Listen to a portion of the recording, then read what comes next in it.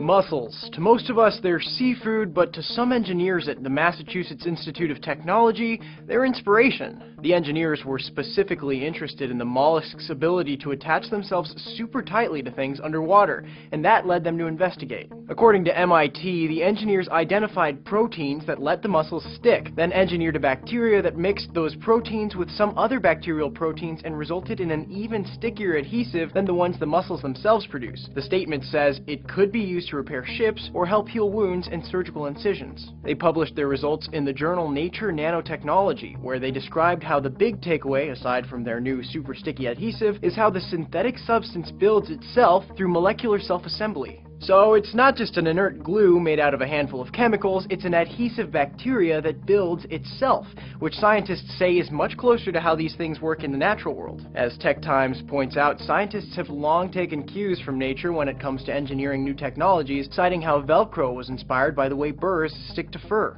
But MIT in particular has been on something of a streak when it comes to nature-inspired engineering. In the last month, MIT's robotic cheetah made headlines for the way its movement mimics that of the original African predator, and the university's synthetic octopus skin, which opens the door to advanced camouflage technologies, also made waves. The engineers behind the adhesive say from here, they hope to make a living glue that can identify wear and tear and ultimately repair itself. And we could also see a freaky creature sci-fi movie coming out of this too. For Newsy, I'm Sebastián Martínez.